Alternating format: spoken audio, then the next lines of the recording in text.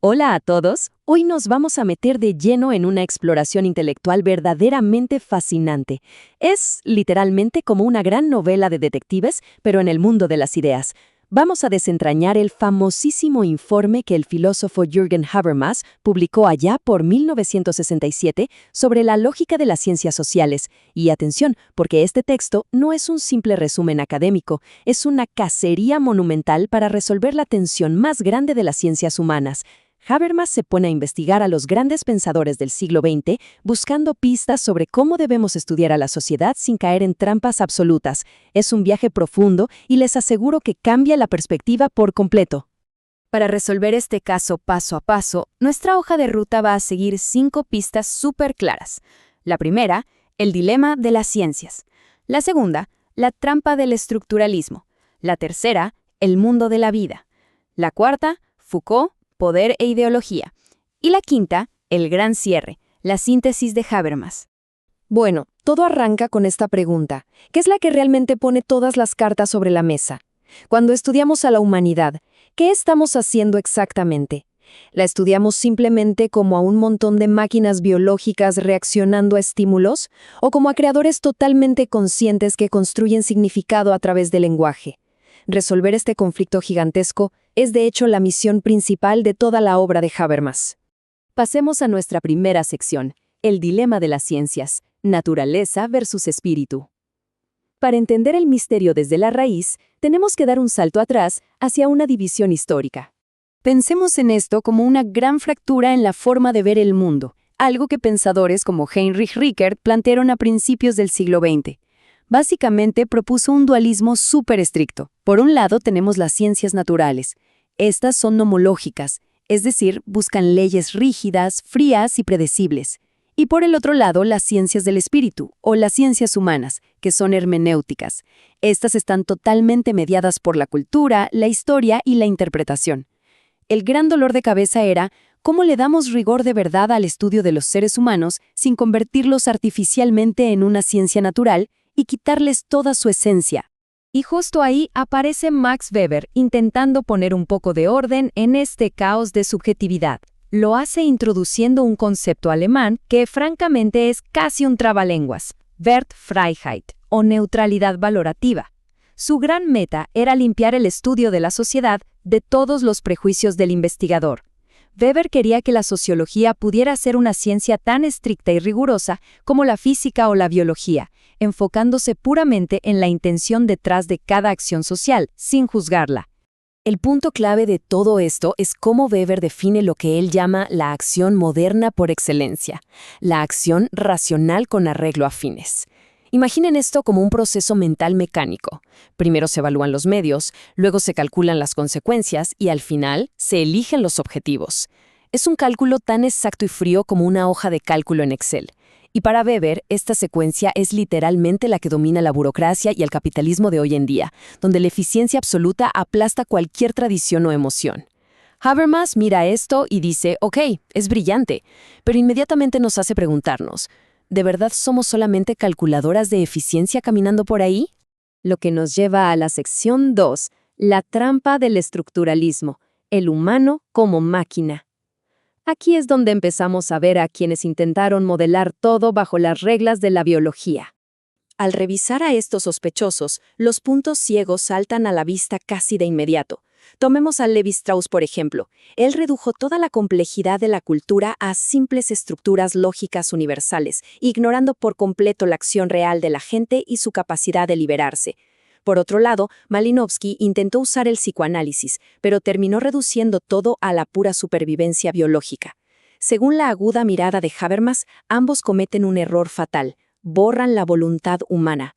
Para ellos, la sociedad es un reloj cerrado y todos nosotros somos simplemente engranajes que no tienen más remedio que obedecer. Así que el veredicto definitivo de Habermas sobre el estructuralismo y el funcionalismo es durísimo. Él los etiqueta directamente como una falsa conciencia. O sea, al tratar a la sociedad como si fuera una máquina biológica, estas teorías se vuelven completamente ciegas a la realidad. Si llega a ocurrir un conflicto social, simplemente lo descartan como una disfunción del sistema. Es una forma muy conveniente de proteger sus propias teorías de los hechos. Pero claro, Al hacer esto, eliminan de un plumazo toda la dimensión política de la vida humana. Entramos entonces a la sección 3, el mundo de la vida, la fenomenología. Si ver a los humanos como máquinas fue un fracaso, veamos qué pasó con los que se enfocaron puramente en la conversación. Aquí nos topamos con un concepto que es una auténtica joya, el Lebenswelt, o el mundo de la vida, planteado por Edmund Husserl.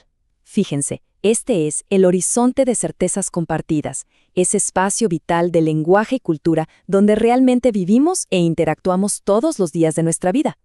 Habermas celebra esto por todo lo alto, porque rescata al sujeto humano de las garras de ese objetivismo científico tan frío del que hablábamos. Demuestra que no somos variables matemáticas en un experimento, somos seres vivos que le damos sentido al mundo comunicándonos. Pero como Habermas es un detective implacable, no tarda nada en encontrarle las fallas a este bando también. Resulta que estudiar únicamente el lenguaje o las tradiciones es bastante peligroso. A ver, si tomamos los famosos juegos de lenguaje de Wittgenstein, terminamos volviéndonos súper conservadores, dedicándonos a describir las reglas de la sociedad sin poder criticarlas jamás. Y la hermenéutica de Gadamer, aunque es fantástica para entender una tradición histórica, es totalmente ciega ante el poder. Piensen en esto. Si una tradición está construida sobre la base de la opresión, la hermenéutica por sí sola no nos da ninguna herramienta para denunciarla. Y esto nos empuja hacia la sección 4. Foucault, poder e ideología. El poder y la verdad. Michel Foucault entra en escena porque él sí dio con muchísima claridad ese poder oculto, pero según Habermas, Foucault cayó en una trampa aún más letal. Habermas detecta aquí una paradoja intelectual del tamaño de un elefante. Es como si Foucault estuviera cortando con mucho esfuerzo la mismísima rama en la que está sentado. Foucault argumenta que todo el conocimiento humano es solo poder disfrazado y que la verdad objetiva no existe. Pero entonces la pregunta cae por su propio peso. Si la razón es solo dominación y la verdad es una ilusión, ¿por qué deberíamos creer en la propia teoría de Foucault? Su antihumanismo destruye por completo el piso que lo sostiene. Lo que verdaderamente enciende las alarmas para Habermas es que esta idea de que la verdad es solo poder paraliza cualquier intento de crítica social. Foucault elimina al sujeto consciente y nos deja a todos atrapados en sistemas anónimos de control sin ninguna justificación ética para resistir.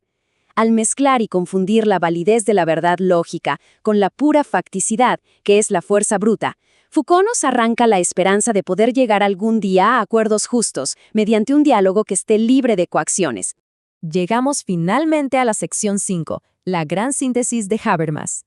El rompecabezas, o la perfecta solución que veníamos buscando. Para que no quede ninguna duda de por qué se necesitaba esta síntesis, hagamos un recuento rápido de los intentos fallidos. El estructuralismo entendió muy bien los sistemas, pero borró el sentido humano. La fenomenología rescató de manera increíble la conciencia, pero ignoró olímpicamente las estructuras económicas y de poder. Y la hermenéutica comprendió la tradición, pero fue incapaz de ver la ideología oculta. Queda claro que ninguna de estas teorías funciona si la dejamos sola. Hacía falta una gran propuesta unificadora. Y esta es la jugada maestra, la proposición final de Habermas. La sociología tiene que unir fuerzas. Debe combinar el rigor científico y frío del análisis de sistemas con toda la profundidad interpretativa de la filosofía. Pero no se queda en simplemente entender las cosas. La ciencia social tiene que remangarse y actuar como una crítica activa de las ideologías ocultas. El objetivo no es controlar a la sociedad, el objetivo es la emancipación de la humanidad. Debemos usar la ciencia para detectar con precisión clínica qué es exactamente lo que está bloqueando una comunicación libre y verdaderamente racional entre nosotros. A la luz de toda esta tremenda cacería intelectual, quiero dejarles algo en qué pensar sobre nuestro día a día. Si el lenguaje que usamos, si las tradiciones más profundas que heredamos, pueden estar, sin que nos demos cuenta, colonizadas por sistemas de poder ocultos e ideologías silenciosas, ¿qué tan libres somos cuando nos comunicamos? Esa es la gran advertencia que nos deja Habermas. Solamente a través de un pensamiento crítico constante y una reflexión muy activa, podemos tener la esperanza de alcanzar un verdadero entendimiento mutuo.